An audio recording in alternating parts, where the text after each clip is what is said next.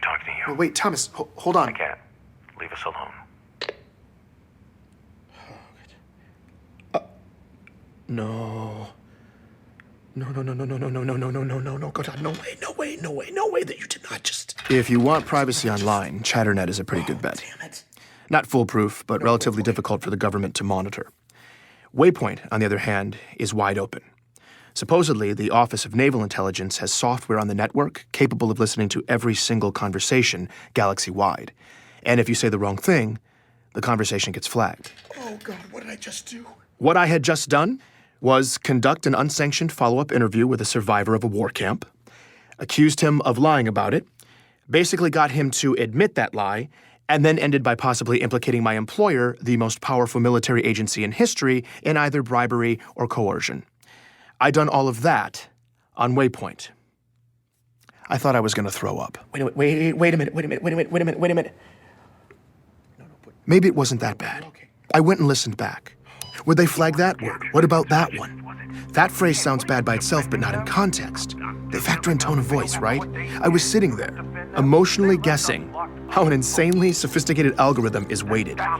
Basically, I was trying to outsmart a legion of robots. Damn it, Ben. It was too late. Those words were gone. That data had been processed. And I had either been flagged or I hadn't. I had no idea what would happen next. I'm Benjamin Giraud, and this is Hunt the Truth.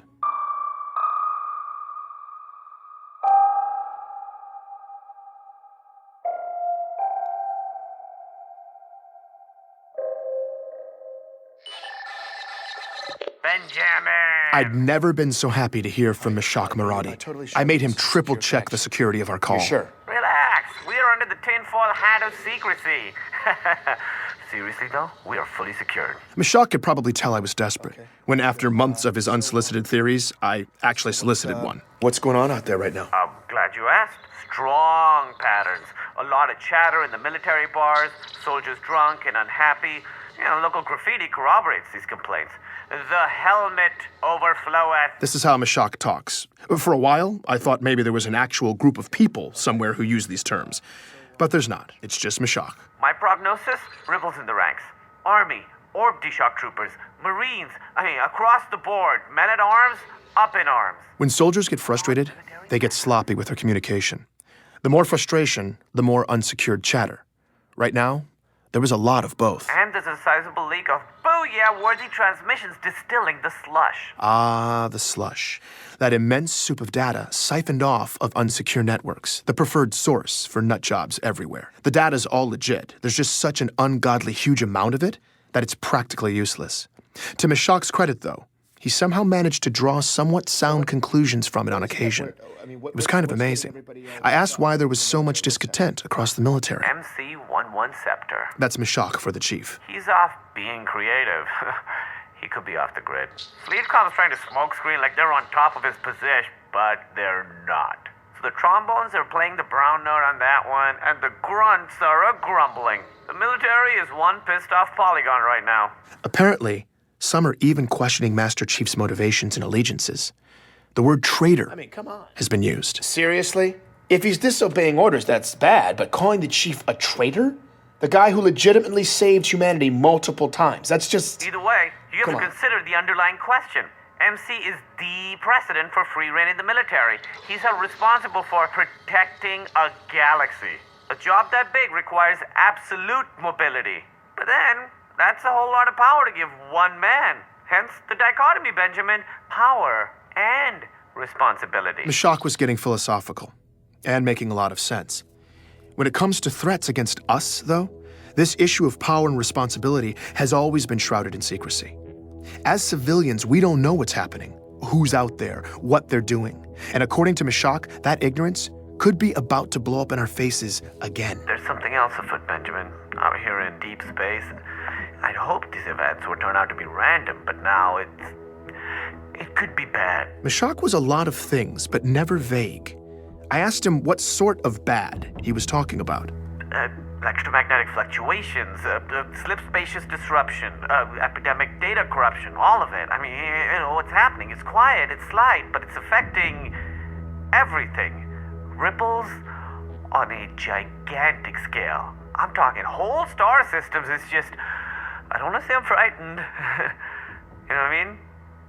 But to be honest... I'm sorry, Mashak. Hold on a second. Just hold on. As Mashak's sketch of a horrifying reality started to emerge, the last thing I wanted to do was interrupt him, but I'd just been reminded of a more immediate, horrifying reality. From Sully, an event on my calendar, no message. Oh, no. My stomach dropped.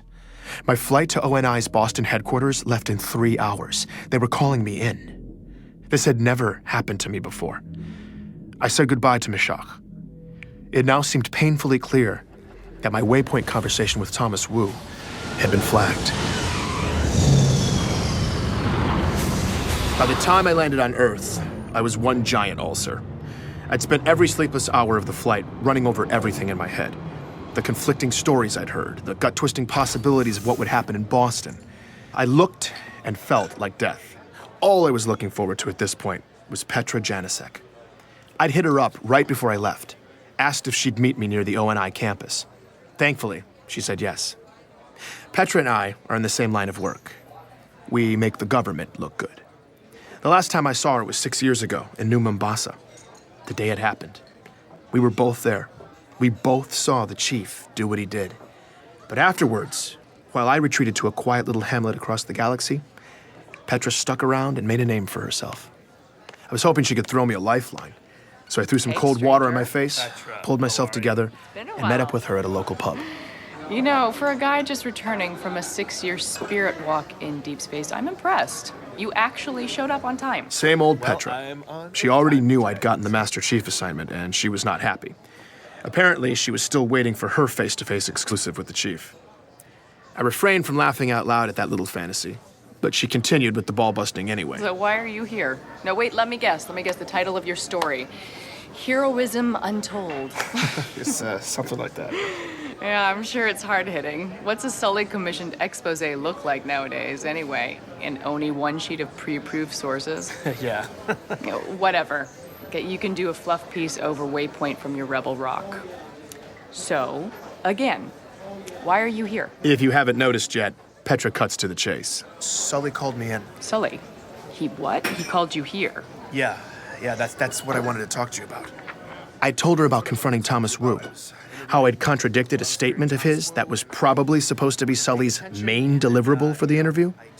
Not only did Petra not see the problem with that, though, she seemed to think it was cute. Whoa, old Ben Giraud. You're coming off the bench feisty. No, The guy's not gonna rat on you. It'll just make him look as bad. I did the whole interview on Waypoint.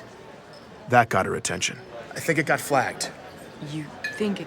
I got the summons from Sully a few hours later. Petra's face and voice hadn't changed, but her eyes were suddenly on fire. Ben, I messed up, Petra. you messed up. How? The story, it was falling apart, and these inconsistencies between the sources were... Inconsistencies with Oni's sources? No, with mine. You found sources in the outer colonies. Yeah, I made friends in the past few years. I doubt Sully realized I'd have that resource in my arsenal. He definitely didn't. Ben, listen to me. You used to be a government lapdog at your peak. Then you deep spaced yourself into obscurity. You have no juice now, and that's why they picked you. Sully gives you this bone, you're supposed to be extra eternally grateful. Just wag your little tail and play fetch. So why the hell are you peeing on the rug instead? Have you forgotten the way everything works? No, I don't know. This is bad, Petra. Ben, it's... And it's not ancient history either. There are rumblings in the outer colonies right now. Maybe something really bad. I was talking last week to this guy I know. Ishak Maradi, I know. How do you know that? I've continued being an actual journalist for the past 6 years, but who cares, Ben? I hear what you're saying. We can blow this thing open, Petra. Okay. All right, cowboy. No, seriously. This is big. I can't even begin to reconcile the things I'm hearing with the story I'm supposed to tell. Multiple sources, the chief died at 6, complete fabrications, genetically augmenting kids. I know. They are crazy charging that much for a shore trip. Suddenly, Petra was ranting about the beach, loudly, and digging her fingertip hard into my forearm. I just sat there, totally confused as she rambled nonsense, intermittently glancing down at her compad. What was happening? In there and negotiate a better rate. Because seriously, then I understood, about all the money you could have saved, it really and I froze. I don't even understand why they would charge you that much. They were listening. My entire family. I'd figured there were cameras on us. There were always everywhere here. Because you know what? But there was full audio surveillance now, too? Is that even possible? She glanced down at her comm pad one last time. Don't put up with it. Ben, Are there ears on us? there were for the last 45 seconds, but there's always eyes everywhere, so don't look so dramatic. Talk about whatever you want, but look like you're talking about the weather. And if I start actually talking about the weather, you play along, okay? Apparently, the system didn't bother listening in until you gave it certain visual cues. Facial expressions, body language, anything that looks intense, like my little outburst. The video flags it, and your conversation gets temporarily isolated. Petra's vacay babbling had just saved my ass. Listen, I believe you that the truth about the story is terrible. But what you're talking about doing, that's door number 2 stuff. You're door number 1 guy. But I have... Oh, come on. What are you gonna do? Ben, get the real scoop? You're too sloppy. You can't do this. You're out of touch. You haven't been... Maybe not by myself, but with your help, with other people's help. Honestly, I love the idea of cutting the strings and tearing it all down, but I'm sorry. It's not gonna be today. And to be brutal, it's never gonna be you. That was brutal. It stung. I got pissed. And then I immediately knew she was right. Ben, take the money. Do your job. God, oh God, oh God, I'm supposed to walk over there right now. Just tell Sully you were drunk. You were trying to get a rise out of the guy. Something. Just play stupid. Besides, you don't know you got flagged. This meeting could just be a coincidence. They called me in. This is so weird. You'll be fine. The worst thing they'll... Well, I've never called... Hey, Ben, the worst thing they'll do is kill the story and cut you from rotation. That's probably it. I mean, I can't imagine they would... No, you'll be fine. Just be a good dog. Knock 'em dead. I'll get the bill. Thanks, Petra. But Ben, if I were you, I'd upload whatever you got on the story before you go in. Just send backups to someone you trust, just in case. That was the closest thing to concern I'd ever heard from Petra. I immediately took her advice and was queuing up all my files to transfer to Ray as I crossed Torrenia Avenue toward ONI. The campus was integrated right into the city. A courtyard of dark buildings, mature oak trees, grass, walkways. It just looked like a campus. The only thing different about it was the sidewalk. Twice as wide as it was across the street. And the inner half of the pavement was black stone, a thick, dark border, several feet wide that surrounded the whole complex. I walked right up to the obsidian half of the sidewalk and stopped. Something was off about the courtyard in front of me, like something was missing. I looked both directions down the sidewalk. There were no fences or guards. Plenty of pedestrians, seemingly none of them paying any attention to the complex as they passed. Except for one tiny thing. None of them, not a single one of the dozens of white-collar workers and shoppers and parents and kids walking up and down that sidewalk laid a foot anywhere near the black half of the pavement. On a 20-foot wide walkway, they were all moving single file right up against the curb. I turned and looked back at the campus, listening. No birds. That's what was missing. There were no birds in the trees. In fact, there was no sound in the air at all. Nothing moved. I stood at the edge of the obsidian. I had no choice. I swiped the transfer folder over to Ray's hard drive, took a deep breath, and crossed the black line. Please join me for the next episode of Hunt the Truth.